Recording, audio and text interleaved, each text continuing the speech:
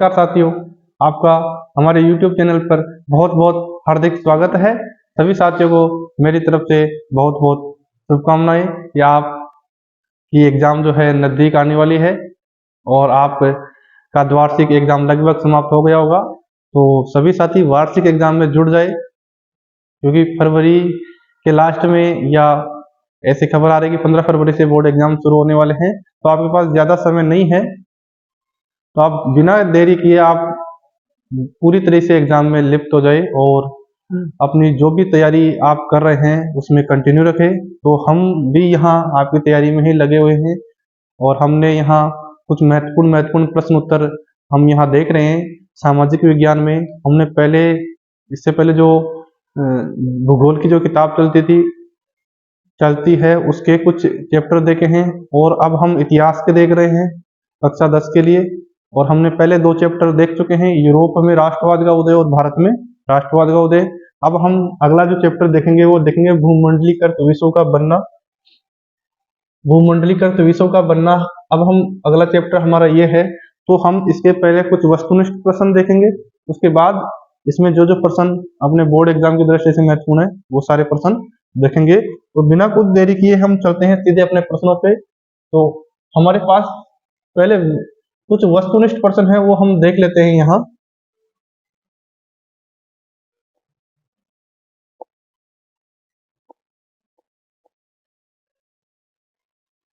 तो हमारे पास देखो पहला प्रश्न हमारे पास आता है कि किस महाद्वीप में पशुओं में रिंडरपेस्ट नामक बीमारी व्यापक रूप से फैली थी। तो आपको बताना है कि ऐसा कौन सा महाद्वीप है जहां पर रिंडरपेस्ट नामक, पहले तो आपको यह ध्यान रखना कि रिंडरपेस्ट एक बीमारी है जो कि पशुओं में फैलती है।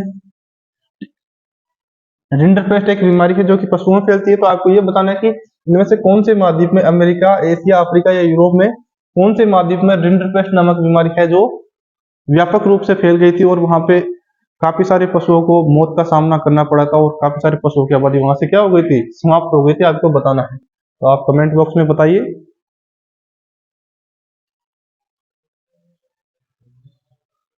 तो अपना आंसर हो जाएगा अफ्रीका। अफ्रीका महाद्वीप में जो है ये रिंडरपेस्ट नामक बीमारी जो है पशुओं में भयंकर रूप से फैल गई थी और वहां पे काफी सारे पशु इस बीमारी का शिकार हो गए थे। तो अपना आंसर हो जाएगा अफ्रीका। अगला प्रश्न हमारे पास है 1885 में यूरोपीय देशों ने किस महाद्वीप को लकीरें खींचकर आपस में बांट लिया। ये तो आप अगर आप नक्शे में अभी भी देखोगे तो शायद आपको अभी भी पता लग जाएगा। जब आप अफ्रीका का नक्शा देखोगे तो उसमें कुछ देशों की सीमाएं बिल्कुल सीधी है, ऊपर से लेकर आप स्केल लेके आप खींच सकते हो, इतनी बड़ी सीमाएं बिल्कुल सीधी खींच कर मिलेगी आज भी आपको। तो अफ्रीका महाद्वीप ऐसा है जिसको 1885 में यूरोपीय देशों ने आपस में लकीरें खींच के, उन्होंने एक नक्शा लिया अफ्रीका का और वहां लकीरें खींच के गई, ये इधर वाला हिस्सा तेरा है, इधर वाला हिस्सा मेरा है, ये तेरा है, ये मेरा, ऐसे खींच के उस महाद्वीप को आपस में बांट लिया था।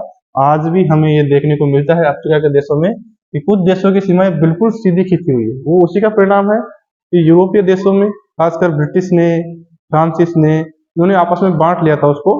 तो अफ्रीका महाद्वीप है जिसको 1885 में यूरोप के देशों ने ऐसा। अगला हमारा प्रश्न है कि वह कौन सा मार्ग था जो एशिया को यूरोप और अफ्रीका से जोड़ने का प्रमुख कार्य करता था। और वो मार्ग का बताना है, रास्ते का बताना है कि कौन सा ऐसा रास्ता या ऐसा मार्ग था जो एशिया को यूरोप से और अफ्रीका से जोड़ने का काम करता था। तो आप बताइए ऐसा कौन सा मार्ग है जो कि एशिया को यूरोप से भी जोड़ता था और अफ्रीका से भी जोड़ता था। राजमार्ग है, स्वर्णिम मार्ग है, रेशम मार्ग है या फिर इनमें से कोई। तो आपने रेशम मार्ग का नाम सुना होगा जो कि चाइना से शुरू होता था और भारत के उत्तरी भागों से निकलते हुए वह यूरोप तक जाता था और अफ्रीका में भी जाता था। तो अपना आंसर हो जाएगा इसका रेशम मार्ग। ये चीन से शुरू होता था और अफ्रीका यूरोप तक जाता था। इसका नाम रेशम मार्ग इसलिए पड़ा है क्योंकि इस मार्ग से ज्यादातर जो व्यापार होता था वो चीनी रेशम का ज्यादा व्यापार होता था। तो चीनी रेशम का व्यापार ज्यादा होने के कारण इस मार्ग का नाम ही क्या पड़ गया, रेशम मार्ग। ठीक है, तो रेशम मार्ग है जो कि इधर एशिया को यूरोप से भी जोड़ता है और अफ्रीका से भी जोड़ता है। तो अपना आंसर क्या हो जाएगा, रेशम मार्ग। और इसका आपने देख लिया अफ्रीका, अफ्रीका में रिंडरपेस्ट फैला था। अब हमारा प्रश्न आगे का है कि विश्व पटल पर महामंदी का प्रारंभ किस वर्ष हुआ था। ये इंपॉर्टेंट क्वेश्चन है और ये विश्व इतिहास में अपना एक अलग ही स्थान रखता है ये महामंदी। तो आप जब एक तो आपको महामंदी के बारे में पता होना चाहिए कि मंदी क्या होती है। तो मंदी से तात्पर्य होता है कि जो पूंजी की मात्रा है वो कम हो जाती है, या लोगों की जो परचेसिंग क्षमता है, क्रय करने की क्षमता है वो कम हो जाती है, क्योंकि लोगों के पास पैसा नहीं होता है। लोगों के पास पैसा क्यों नहीं होता? क्योंकि बैंकों के पास पैसा नहीं होता है। अगर बैंकों के पास पूंजी नहीं है तो लोगों के पास पहुंच नहीं पाएगा, और लोगों के पास पैसा नहीं पहुंचेगा तो लोगों की जेब में पैसा नहीं रहेगा। ऐसी स्थिति में क्या होता है कि लोग कुछ चीजें खरीद नहीं पाते, और उसका असर फैक्ट्रियों पे, फैक्ट्री जब बंद होने लग जाती है, या बैंकों के पास जब बकाया लोन वापस नहीं आ पाता तो बैंक भी बंद होने लग जाते हैं। तो ऐसी स्थिति को हम महामंदी कहते हैं या मंदी कहते हैं। लेकिन उसका प्रभाव जब ज्यादा होता है या बड़ा होता है तो उसको हम महामंदी कहते हैं। तो महामंदी, एक तो मंदी, लेकिन मंदी का अगर विस्तृत रूप हो, पूरे विश्व पटल पे हो, तो उसको हम महामंदी कहते हैं। और ऐसी महामंदी का सामना विश्व ने किया था 1929 में। ठीक है, तो 1929 की महामंदी के बारे में आपने सुना होगा। अपना इस प्रश्न का अपना आंसर हो जाएगा 1929। 1929 की महामंदी, जो कि जिसकी शुरुआत अमेरिका से हुई थी, और अमेरिका पे ही उसका सबसे ज्यादा प्रभाव पड़ा था। ध्यान रहे, इसका सबसे ज्यादा प्रभाव कहाँ पड़ा था? अमेरिका पे। और इसकी शुरुआत भी अमेरिका से हुई थी। एक ही दिन में अमेरिका के काफी सारे बैंक बंद हो गए थे। वहां पे काला गुरुवार ऐसे कुछ चलता है उस मंदी के बारे में 1929 में। तो एक ही झटके में वहां के हजारों बैंक बंद हो गए थे, और लाखों लोग जो है इसकी चपेट में आ गए थे। तो विश्व पटल पे महामंदी का प्रारंभ हम 1929 में मानते हैं। अगला हमारा प्रश्न है, गेहूं और कपास की खेती हेतु भारत में किस राज्य में केनाल कॉलोनी, ये नहर बस्ती है। केनाल यानी नहर होता है, कॉलोनी यानी बस्ती होता है। ये बताया गया है कि नहर बस्ती कहाँ बसाई गई। आपको बताना है कि गेहूं और कपास की खेती हेतु, कौन सी खेती? गेहूं और कपास की खेती हेतु भारत में किस राज्य में केनाल कॉलोनी बसाई गई थी। ये जो बस्तियां हैं ये अंग्रेजों के द्वारा बसाई जाती थी, ताकि यहाँ पे जो कृषि का उत्पादन है वो बढ़ाया जा सके। जैसे कि उन्होंने चाय के उत्पादन के लिए कि पूरी जो इंडिया है वहां पे भी ले जाके लोगों को बसाया है, वैसे ही उन्होंने गेहूं और कपास के उत्पादन के लिए कुछ बस्तियां बसाई, जिनको केनाल कॉलोनी कहते हैं या नहर बस्ती, क्योंकि इन बस्तियों में ज्यादातर जो सिंचाई हुआ करती थी वो नहरों के माध्यम से हुआ करती थी, इसलिए इनको नहर बस्ती कहते हैं। तो आज भी अगर आप देखोगे तो ज्यादातर गेहूं का उत्पादन जो है आपको पंजाब हरियाणा वाले राज्य में मिलेगा। तो उन्होंने जो केनाल कॉलोनियां बसाई वो कहाँ बसाई? पंजाब में बसाई। पंजाब एक्चुअल में क्या है कि पंच नदी वाला क्षेत्र है, 5 नदियों वाला क्षेत्र है। वहां पे नदियों की मात्रा ज्यादा है, पानी की मात्रा ज्यादा है, तो वहां पे गेहूं की फसल अच्छी हो सकती है, और जलोढ़ मैदान भी है, इसलिए भी यहाँ पे केनाल कॉलोनियों का अंग्रेजों के द्वारा बसाई गई थी पंजाब राज्य में। तो अपना आंसर हो जाएगा पंजाब। अगला हमारा प्रश्न है कि हेनरी स्टेनली को किस महाद्वीप में खोज हेतु भेजा गया था। आइए, एक व्यक्ति है, इसका नाम है हेनरी स्टेनली। आपको ये बताना है कि इसको कौन से महाद्वीप में खोज के लिए भेजा गया था। क्या अमेरिका, यूरोप, अफ्रीका या फिर एशिया? बताइए आपको। हेनरी स्टेनली, तो अपना आंसर क्या हो जाएगा इसका? अफ्रीका। इनको जो है अफ्रीका महाद्वीप में खोज के लिए भेजा गया था, और इन्होंने कुछ महत्वपूर्ण खोजें भी की थी। तो ध्यान रहे, हेनरी स्टेनली का नाम ध्यान रखना है। और इनको कहाँ भेजा गया था? अफ्रीका में खोज हेतु भेजा गया था। अगला हमारा प्रश्न है कि वृहद उत्पादन प्रणाली के विख्यात प्रणव। वृहद उत्पादन का मतलब होता है, क्या ध्यान देना, वृहद उत्पादन प्रणाली का मतलब होता है कि आपके पास अगर कम भूमि है उसमें भी आप ज्यादा से ज्यादा क्या कर सके? उत्पादन कर सके। इसी को ध्यान में रखते हुए आपको भारत में ध्यान होगा, हमने पिछले वीडियो में देखा था कि 1966-67 में जो है हरित क्रांति भी इसी सिलसिले से शुरू की गई थी, कि अधिक से अधिक क्या किया जा सके? उत्पादन किया जा सके। इसी को हम बोलते हैं वृहद उत्पादन प्रणाली। तो इसके लिए विख्यात कौन है? हालांकि ये कृषि से संबंधित नहीं है आपको वृहद, लेकिन ये उद्योगों से संबंधित है। हेनरी फोर्ड का नाम आपने सुना होगा, फोर्ड की गाड़ियां बहती है। यहाँ वृहद उत्पादन प्रणाली जो है कृषि से संबंधित ना होकर कहाँ से संबंधित है? उद्योगों से। लेकिन उद्योगों में बात वही है कि ज्यादा से ज्यादा उत्पादन करना। वृहद का मतलब ज्यादा से ज्यादा क्या करना? ज्यादा से ज्यादा उत्पादन करना। तो ये प्रणाली सबसे पहले हेनरी फोर्ड लेके आया था। हेनरी फोर्ड क्या कि उनकी एक कार निर्माता कंपनी थी, तो उसमें उन्होंने क्या किया था कि जो श्रमिक पहले कम उत्पादन कर पा रहे थे, अब उनको थोड़ा एक्स्ट्रा वेतन देके उनसे ज्यादा काम करवाया गया, और ज्यादा काम जब उससे करवाया गया और फिर उसको और ज्यादा वेतन दिया गया एक्स्ट्रा काम के लिए, उससे क्या हुआ कि जो उत्पादन पहले कम हो रहा था वो ज्यादा होने लगे, या डबल हो गया। इसी को हम बोलते हैं वृहद उत्पादन प्रणाली। तो ये सबसे पहले हेनरी फोर्ड लेके आए थे अपने कारखाने में, इसी को हम बोलते हैं बृहद उत्पादन प्रणाली के जो प्रेरणाता है वो हेनरी फोर्ड माने जाते हैं। और सबसे पहले उन्होंने अपने कारखाने में इसका प्रयोग किया था, जो कि सफल भी रहा। आगे हम देखते हैं कौन सा महाद्वीप ऐसा है जो 18वीं शताब्दी में विश्व व्यापार का सबसे बड़ा क्या था, केंद्र था। विश्व व्यापार का ध्यान रखना, कौन सी सदी में, पहले तो आपको शताब्दी ध्यान रखना है और उसके बाद ध्यान रखना है विश्व व्यापार का सबसे बड़ा केंद्र 18वीं सदी में कौन था। तो बताइए आप, क्योंकि उस समय आपको जो है एक औद्योगिक क्रांति का पता होगा। औद्योगिक क्रांति की शुरुआत कहां से हुई है? औद्योगिक क्रांति की शुरुआत आपको पता है ब्रिटेन से हुई है 18वीं सदी के मध्य में, ब्रिटेन से। ये क्वेश्चन भी पूछा जाए तो औद्योगिक क्रांति की शुरुआत ब्रिटेन से हुई है और 18वीं सदी में 1750 के लगभग बाद में, लगभग 1750 के बाद में ये औद्योगिक क्रांति की शुरुआत हुई है। और औद्योगिक क्रांति की शुरुआत का तात्पर्य है कि ब्रिटेन में अब ज्यादा से ज्यादा क्या होगा, प्रोडक्शन होगा, उत्पादन होगा, ज्यादा से ज्यादा फैक्ट्रियां लगेगी और फैक्ट्रियां लगेगी तो ज्यादा से ज्यादा उनको कच्चा माल चाहिए और ज्यादा से ज्यादा उत्पादन होगा। उत्पादन का मतलब है कि ज्यादा से ज्यादा व्यापार भी तो करना पड़ेगा।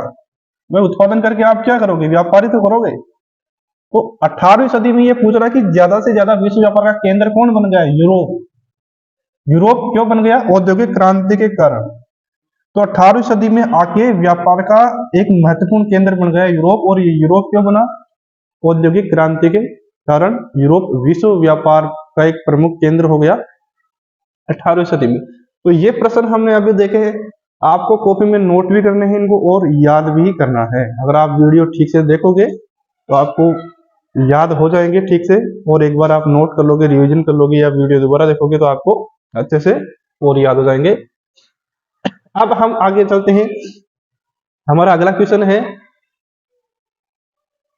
कि अमेरिका में स्पेनिश सैनिकों द्वारा कौन सी बीमारी फैलाई गई? बताइए। स्पेनिश मतलब स्पेन के सैनिक, जैसे ब्रिटेन के सैनिक ब्रिटिश, भारत के सैनिक भारतीय, तो वैसे स्पेन के सैनिक स्पेनिश, उनके द्वारा ये बताएगा कि अमेरिका में जाके कौन सी बीमारी फैलाई गई। बताइए आप, क्या कैंसर, मलेरिया, चेचक या फिर टिटनेस? इनमें से कौन सी बीमारी स्पेनिश लोग जब वहां गए वहां अमेरिकियों के बीच फैली और इस बीमारी का प्रभाव इतना रहा कि वहां काफी बड़ी संख्या में लोगों का सफाया हो गया वहां, क्योंकि वहां के जो मूल निवासी थे वो इस बीमारी से बिल्कुल अपरिचित थे। उनके शरीर में इसके प्रति रोग प्रतिरोधक बिल्कुल नहीं थी। तो जैसे ही उनको ये बीमारी होती वो तो खत्म। जैसे अभी कोरोना आया था तो कुछ लोगों के शरीर में उसके प्रति एंटीबॉडी नहीं थी क्योंकि वो बिल्कुल नई बीमारी थी। तो कुछ लोग जो झेल नहीं पाए उस बीमारी को तो तुरंत समाप्त हो गया या डेथ हो गई उनकी। वैसे ही अमेरिका के लोग चेचक से परिचित नहीं थे। ऐसी बीमारी उनके शरीर में पहले आई नहीं थी कभी, तो इसके प्रति उनके रोग प्रतिरोधक क्षमता भी नहीं थी। तो स्पेनिश लोग वहां एक नई बीमारी ले गए, चेचक। और उस चेचक से वहां के जो मूल निवासी थे जिन्होंने इस बीमारी का कभी सामना नहीं किया था, वो जैसे इसकी चपेट में आते तुरंत उनकी क्या हो जाती थी? मृत्यु। तो ध्यान रखना, स्पेनिश लोगों ने अमेरिका में जाके एक भयंकर बीमारी फैलाई, उसको बोलते हैं चेचक। हमारे यहाँ चेचक माता बोलते हैं, जो कि शरीर पे जो है दाग धब्बे जो आपने देखे होंगे वो उसको चेचक माता के रूप में मानते हैं अपने यहाँ। तो वही उसी चेचक की बात है। तो स्पेनिश लोगों ने अमेरिका में ये बीमारी फैलाई जिस कारण वहां काफी लोग मारे गए। अगला प्रश्न है हमारा कि 1840 के दशक में आयरलैंड में कौन सी फसल खराब हो जाने के कारण लाखों लोग भूखमरी के कारण मौत का शिकार हो गए। ये तो वर्तमान में अगर भारतीय जीवन में देखें तो एक प्रमुख फसल है, सब्जी के रूप में देखें तो भारत में। तो बताइए बताइए आप, ये बता रहा है कि 1840 के दशक में आयरलैंड में ये फसल खराब हो गई थी जिसके कारण लाखों लोग भूखमरी के कारण मारे गए थे। बताइए, ये है आलू। आलू ऐसी फसल थी, वहां एक मुख्य फसल हुआ करती थी, खाद्यान्न फसल। आज भी अगर भारत में देखोगे, भारत में इसका प्रभाव आप देखो तो हर घर में आपको ये देखने को मिल जाएगा। तो आलू की फसल वहां जब खराब हो गई तो उसके कारण लाखों लोग भूखमरी से मारे गए। इतना प्रभाव था आलू का। तो अपना इसका आंसर क्या हो जाएगा? आलू। और कहां पर? ये आयरलैंड की बात है। तो ये दो प्रश्न भी देख लिए अपने, कि चेचक से अमेरिका में लोग मारे गए और आयरलैंड में जब आलू की फसल खराब हुई तो लाखों लोग भूखमरी के कारण मारे गए। अगला हम कुछ वन लाइनर प्रश्न वो देख लेते हैं यहाँ पे।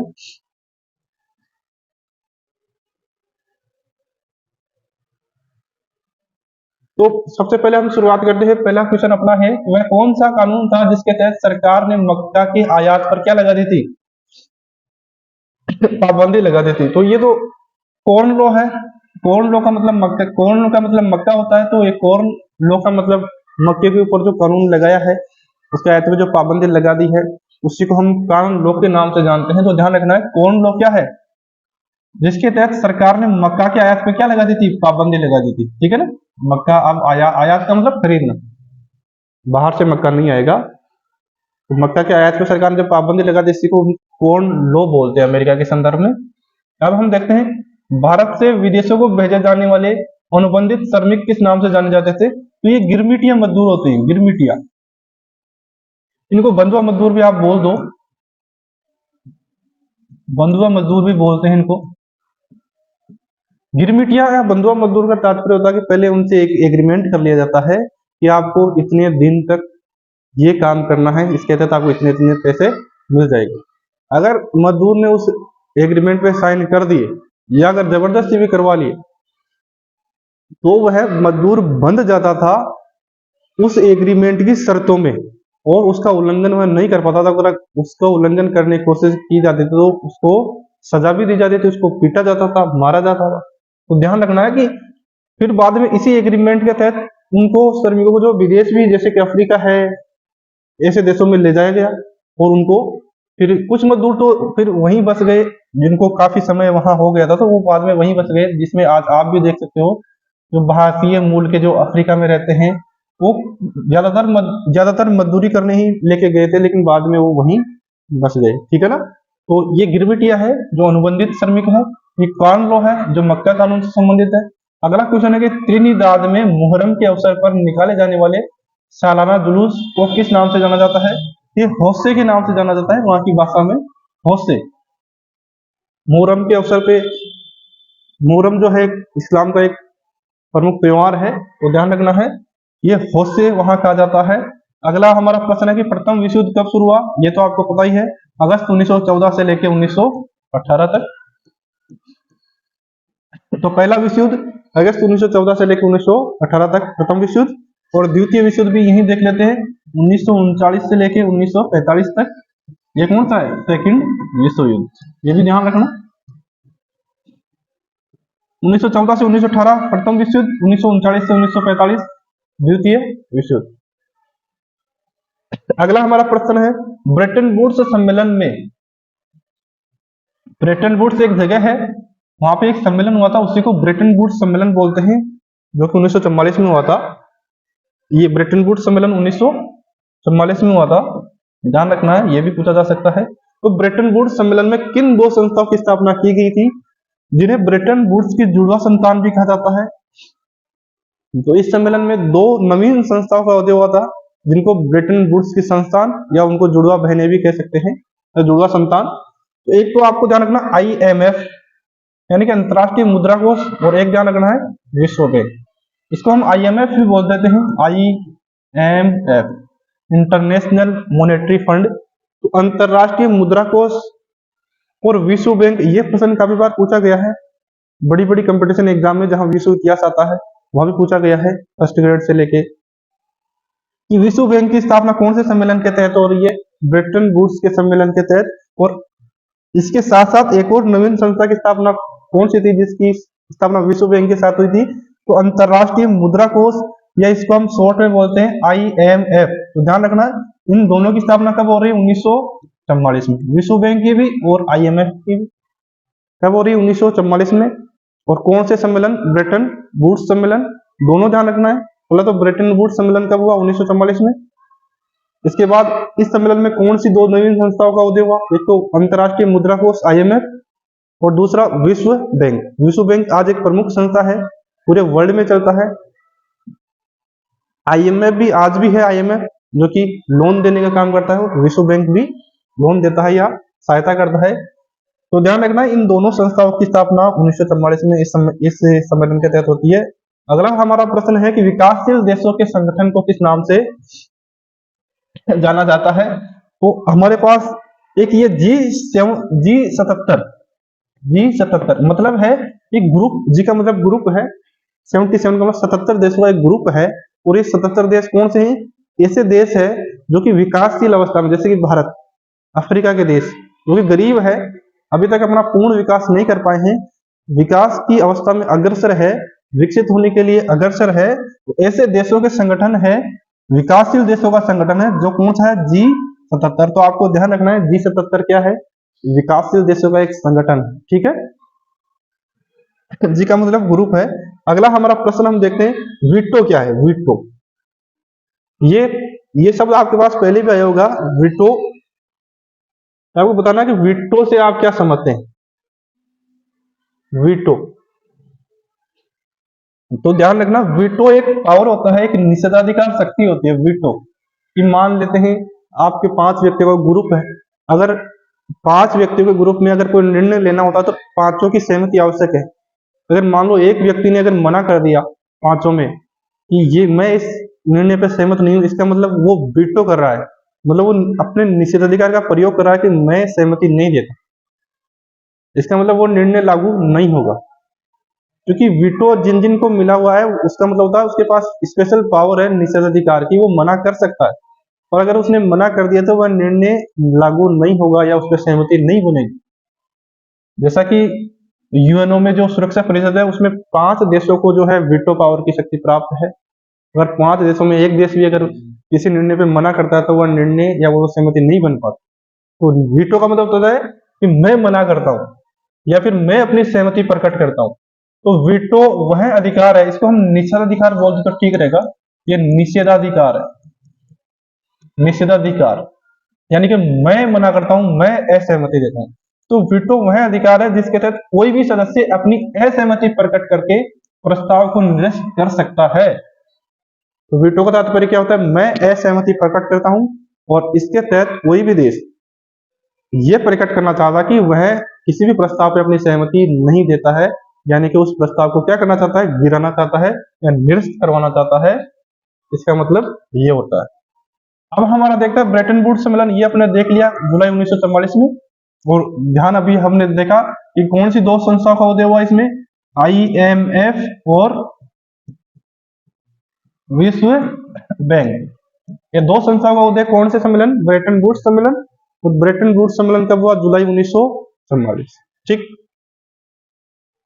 शायद समझ में आ रहा होगा, नहीं आया तो आप कमेंट बॉक्स में बताइए ताकि मैं और आपको समझाने के लिए जो भी कर सकूं वो करूं। देखो, आप पढ़ना तो आपको ही पड़ेगा, हो सकता है कुछ चीजें रटने के लिए हो, कुछ चीजें समझने के लिए हो। तो अगर कोई चीजें रटने की है तो आपको रटना पड़ेगा, समझने की है तो समझना पड़ेगा। बस अपने एग्जाम में अच्छे नंबर आने चाहिए, अपना लक्ष्य यही होना चाहिए।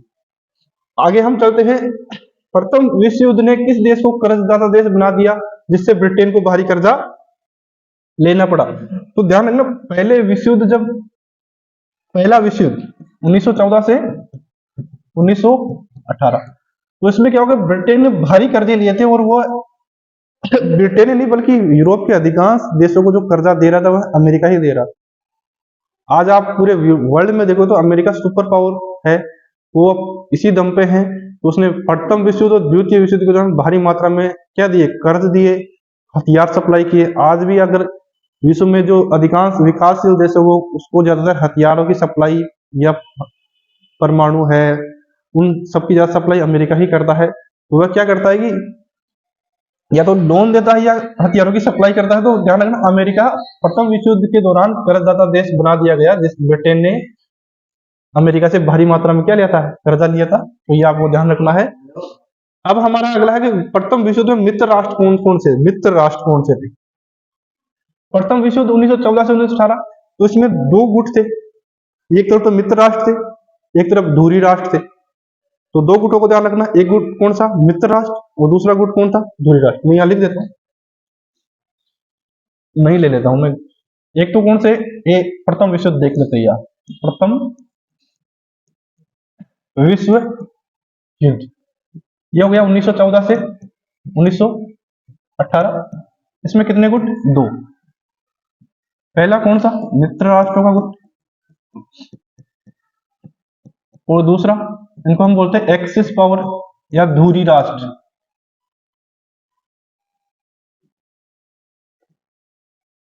ये हो गए दूरी राष्ट्र, एक्सिस पावर। तो ये पूछ रहा है कि मित्र राष्ट्रों में, जैसे कि मित्र राष्ट्रों में आप ले लो, ब्रिटेन ले लो, फ्रांस ले लो, है ना, अमेरिका भी ले सकते हो, ठीक है ना। तो ये 3 देश प्रमुख हो जाएंगे अपने। तो यहां देखो, ब्रिटेन है, फ्रांस है, रसिया है, रूस,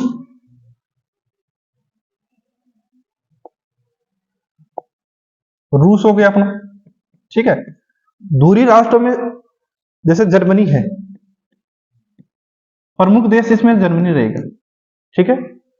इसके अलावा तुर्की भी है, हंगरी भी है। तो प्रमुख देश तो इसमें दूरी राष्ट्रों में जर्मनी है, जो कि दूरी राष्ट्रों का नेतृत्व कर रहा है। पहले विश्व युद्ध में भी ये रहेगा और सेकंड विश्व युद्ध में भी जर्मनी ही रहेगा। दूरी राष्ट्रों का जो प्रमुख नेतृत्व करता है, पहले राष्ट्रों में भी, पहले विश्व युद्ध में भी जर्मनी है और सेकंड वर्ल्ड वॉर में भी जर्मनी रहेगा। ध्यान रखना, हिटलर जो है वो जर्मनी का ही शासक था। तो मित्र राष्ट्रों में पूछ रहा, ब्रिटेन है, फ्रांस है, अमेरिका है, रूस है। हालांकि अमेरिका बाद में शामिल हुआ था, 1917 में विश्व युद्ध में लास्ट में जाते हुए शामिल हुआ था, लेकिन वह मित्र राष्ट्रों की तरफ से ही युद्ध में शामिल हुआ था। तो अमेरिका भी मित्र राष्ट्रों में ही शामिल किया जाता है। तो आपको ध्यान रखना है, मित्र राष्ट्रों में ये देश हो गए। तो अपने पास क्या क्या हो गए, ब्रिटेन, फ्रांस, रूस, अमेरिका, ठीक है। अगला प्रश्न है हमारा कि ब्रिटिश सरकार भारत में अफीम की खेती करवाकर उसे किस देश को निर्यात करती थी।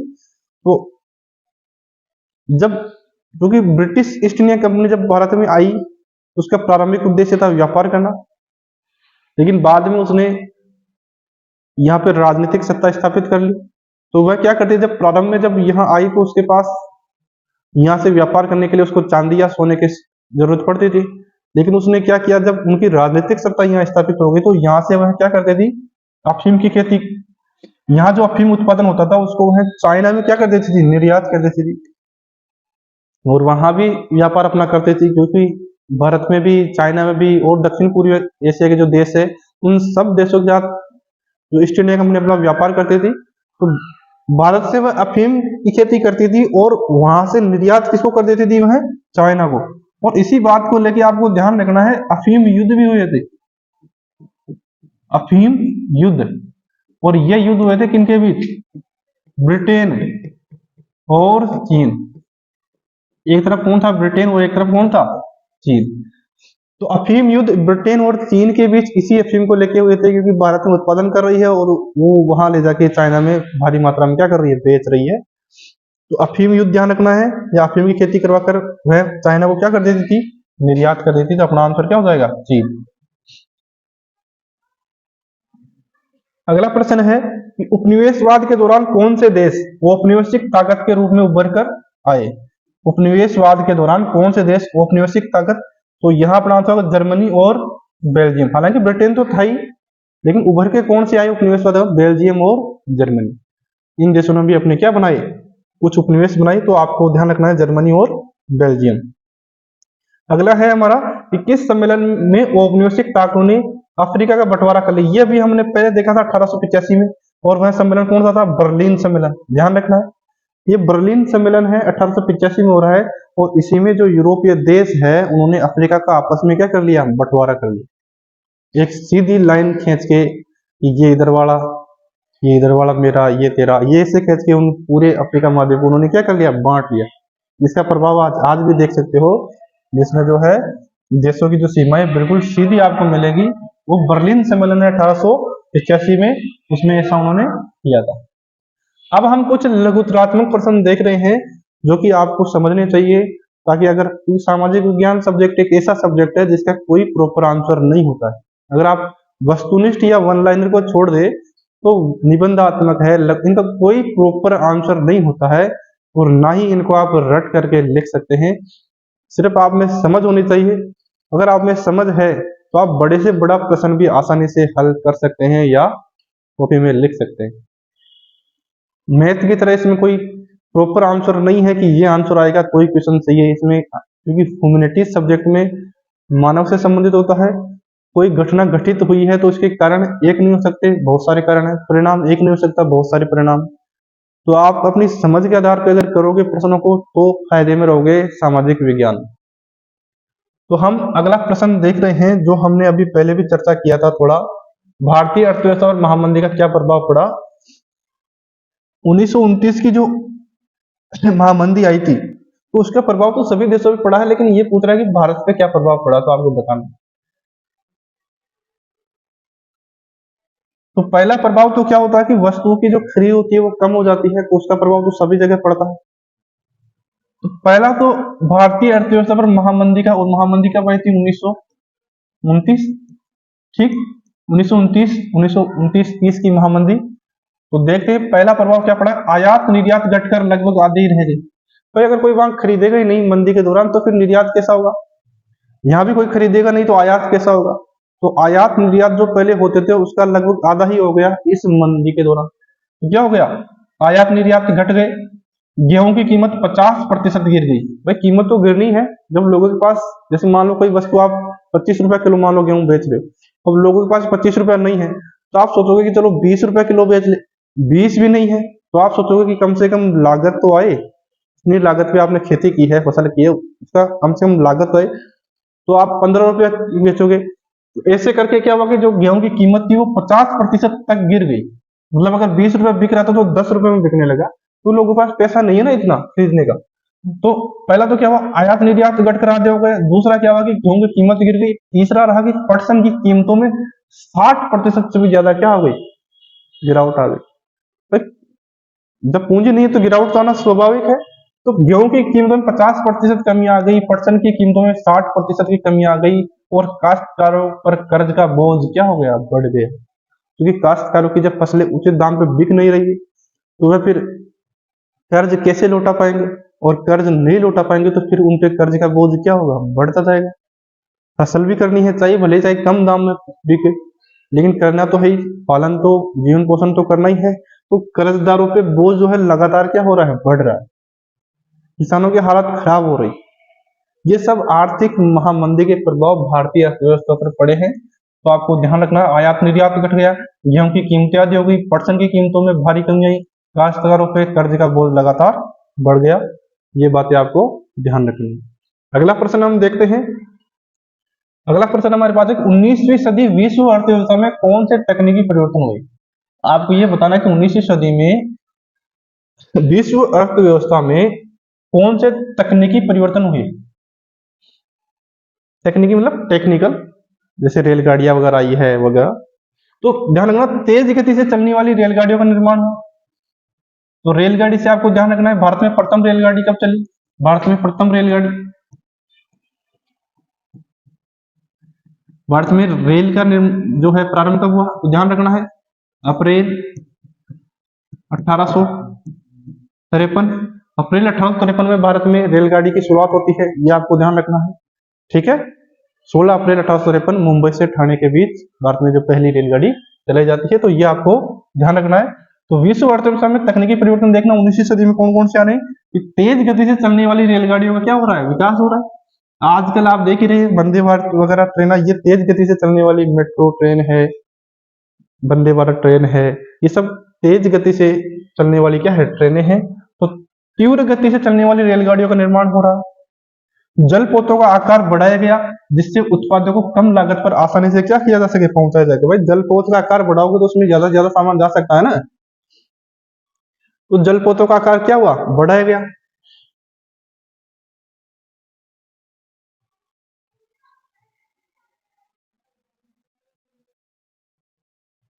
तो पहला तो हो गया अपना कि तीव्र गति से चलने वाली रेलगाड़ियों का विकास हुआ। दूसरा हो गया जलपोतों का आकार बढ़ाया गया, कम लागत पर आसानी से उनको पहुंचाया जा सके।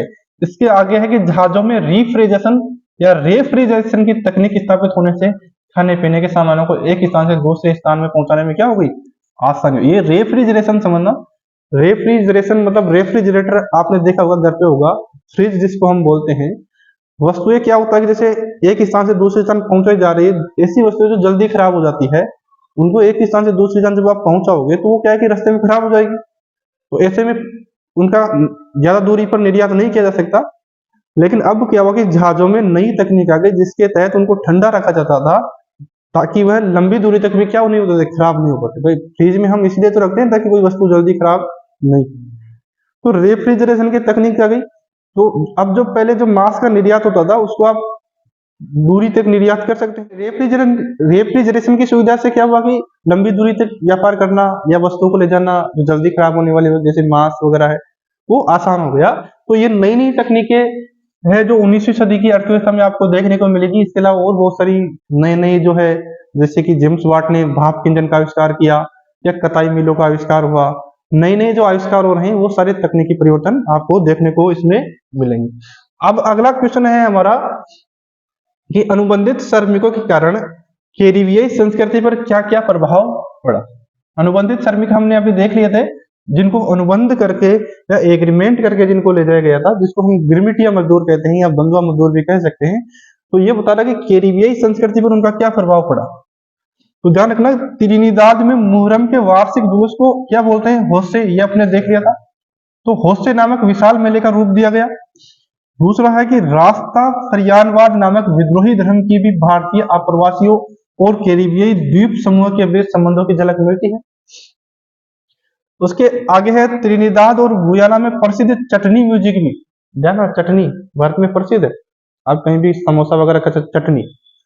तो चटनी म्यूजिक भी भारतीय अप्रवासियों के वहां पहुंचने के बाद सामने आई रचनात्मक अभिव्यक्तियों का ही क्या है उदाहरण है। तो वहां की जो संस्कृति है उनमें जो भारतीय जो श्रमिक जो अनुबंधित श्रमिक वहां गए तो स्वाभाविक है कि उनके कल्चर का प्रभाव भी पड़ेगा या उनके जब दोनों कल्चर एक जगह होते हैं तो कुछ बातें दूसरे कल्चर की और कुछ बातें तीसरे कल्चर क्या हो जाती है मिक्स होती है। तो वैसा ही कैरिबियाई द्वीप समूह पर भी ऐसा ही प्रभाव पड़ा है कि वहां जो जुलूस है वो होस्से हो गया, उस नाम से जाना जाता है।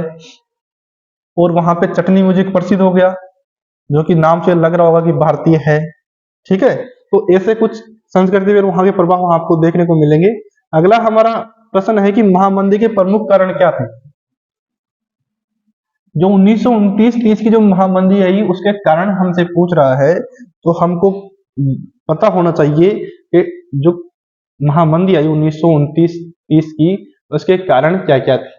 तो आपको बताना है कारण क्या क्या थे। पहला तो कारण देखते हैं हम। पहला तो कारण है कि कृषि में अति उत्पादन। तो कृषि में अति उत्पादन का मतलब क्या हुआ, कृषि में आपने उत्पादन पैसे इन्वेस्ट ज्यादा कर दिए, उत्पादन हो गया ज्यादा और खरीदने वाले नहीं, तो आप फिर क्या करोगे ऐसी कंडीशन में, आप कम कीमत पे भी बेचना शुरू कर दोगे। लेकिन फिर भी क्योंकि लोगों को जरूरत नहीं है, तो लोगों को जरूरत नहीं है आप कम कीमत पे बेचोगे तो भी लोग कैसे खरीदेंगे क्योंकि उनके पास पहले से है। तो ये पहला कारण तो क्या कि कृषि क्षेत्र में अति उत्पादन हुआ। क्योंकि पहला विश्व युद्ध 1914 से 1918 हुआ था, उस दौरान तो क्या है कि भारी मात्रा में मांग थी तो कृषि उत्पादन ज्यादा बढ़ा। लेकिन उसके कुछ दिनों बाद क्या हुआ कि वो मांग घटने लग गई लेकिन उत्पादन तो वैसा ही रहा। तो कृषि में अति उत्पादन पहला कारण। अमेरिका से कर्जा नहीं मिल पाना। अमेरिका से, क्योंकि अमेरिका पहले जो प्रथम विश्व युद्ध के दौरान देखा था तो अमेरिका भारी मात्रा में देशों को कर्जा दे रहा था, लेकिन अब अमेरिका खुद के अंदर महामंदी है, वह कर्जा कैसे देगा, बल्कि जो कर्जा दिया था वो वापस और मांग रहा है। तो अमेरिका किन्हीं देशों को कर्जा नहीं दे पा रहा है तो उन देशों में इसलिए महामंदी। अब अगला देखते हैं यूरोप के बैंकों का धराशायी हो जाना। जब उनके पास पैसा नहीं है बैंकों के पास तो मैं लोगों को कहां से देगा, और जब लोग बैंक में पैसा लेने पहुंचेंगे तो बैंक क्या कर देगा, हाथ खड़े कर देगा कि हमारे पास पैसे नहीं है। ऐसे में बैंक दिवालिया हो जाते हैं। धराशायी मतलब दिवालिया हो जाते हैं। आगे देखते हैं आमदनी में गिरावट आना। पैसे जब रोजगार ही नहीं है, फैक्ट्रियां बंद हो रही है, कंपनियां बंद हो रही है तो लोगों को क्या करेगी, निकालेगी। उन लोगों को निकालेगी इसका मतलब लोग क्या हो जाएंगे, बेरोजगार हो जाएंगे। वो बेरोजगार होंगे मतलब बेरोजगार के बाद उनके जेब में कोई पैसा नहीं रहेगा तो फिर वह खरीदारी कहां से करेंगे। तो उनकी आमदनी थी वो भी घट गई, और आमदनी घटेगी या लोगों को निकाला जाएगा तो उससे बेरोजगारी भी क्या होगी, बढ़ेगी। तो ये प्रमुख कारण है जिनके कारण 1929 की जो है आर्थिक महामंदी का सामना पूरे विश्व को करना पड़ा। ध्यान रखना कृषि में अधिक उत्पादन करना, अमेरिका से कर्जा नहीं मिलना, यूरोप के बैंकों का दिवालिया धराशायी होना, आमदनी का घटना, बेरोजगारी का बढ़ना, ये सब क्या है 1929 की जो महामंदी है उसके प्रमुख कारण है। इसके अलावा भी आप कारण दे सकते हैं लेकिन प्रमुख कारणों में ये आपको रखना है। अगला हम क्वेश्चन देखते हैं कि प्रथम विश्व युद्ध पहला विश्व युद्ध पहला आधुनिक औद्योगिक युद्ध था, स्पष्ट कीजिए, बताइए। आपको ये बताना कि पहला विश्व युद्ध पहला आधुनिक औद्योगिक युद्ध था। तो पहला विश्व युद्ध 1914 से 1918, 1914 से 1918 प्रथम विश्व युद्ध। लेकिन ये बता रहा कि पहला आधुनिक औद्योगिक युद्ध था, क्योंकि इससे पहले जो युद्ध लड़े गए थे या लड़े जाते थे उसमें ज्यादातर स्थानीय जो हथियार, भाले, चाकू, तलवार वगैरह है, या छोटे मोटे तोप वगैरह है, बारूद वगैरह, ऐसे बंदूक वगैरह का इस्तेमाल किया। लेकिन इसमें आप देखोगे इसमें प्रत्येक उस अस्त्र शस्त्र का इस्तेमाल किया गया जिससे ज्यादा से ज्यादा नुकसान हो सकता है। तो इसीलिए इसको ये बताया कि प्रथम आधुनिक औद्योगिक युद्ध, मतलब है कि इसमें आधुनिक हथियारों का ज्यादा से ज्यादा मात्रा में क्या किया गया, इस्तेमाल किया गया। हालांकि इस समय पहले विश्व युद्ध के समय आप देखोगे परमाणु बम जैसा अभी कुछ नहीं है, वो आपको द्वितीय विश्व युद्ध में देखने को मिलेगा। लेकिन ज्यादा से ज्यादा वो आधुनिक हथियार थे, उनका इस्तेमाल इसमें किया गया, इसलिए इसको हम पहला आधुनिक औद्योगिक युद्ध कहते हैं। तो ध्यान रखना, तो ऐसा क्यों कहते हैं इसको, इस युद्ध में मशीन गन है, टैंक है, हवाई जहाज है, रासायनिक हथियारों का बड़े पैमाने पर क्या किया गया है, इस्तेमाल किया गया। किन किन का, मशीन गन, टैंक, हवाई जहाज और रासायनिक हथियारों का भारी मात्रा में क्या किया गया, इस्तेमाल किया गया। और ये सारे नए हथियार है, आधुनिक हथियार। युद्ध के लिए संपूर्ण विश्व में असंख्य सैनिकों की भर्ती की गई, जिन्हें विशाल जलपोत रेलगाड़ियों में भरकर युद्ध मोर्चों पर ले जाया गया। तो पहले ऐसा नहीं होता था, लेकिन अब इस युद्ध के दौरान ऐसा आधुनिक तकनीकों का इस्तेमाल किया जा रहा है। इस युद्ध में जो भीषण जनहानि हुई उसकी औद्योगिक युग से पहले कल्पना नहीं की जा सकती थी, क्योंकि औद्योगिक युग आने के बाद उद्योगों में नए नए हथियार बनाए गए और उन नए नए हथियारों का जो है प्रयोग इस युद्ध के दौरान किया गया। इसलिए इसको जो है प्रथम आधुनिक औद्योगिक युद्ध की संज्ञा दी जाती है। सेकंड विश्व युद्ध में इससे भी ज्यादा नए नए हथियारों का प्रयोग किया जाएगा, तो आपको ध्यान रखना है। इसीलिए इन दोनों विश्व युद्धों में जो जन और धन की हानि होगी वो भारी मात्रा में होगी। सेकंड विश्व युद्ध में तो आपको एक नया बम, जिसको हम परमाणु बम बोलते हैं, वो भी देखने को मिलेगा।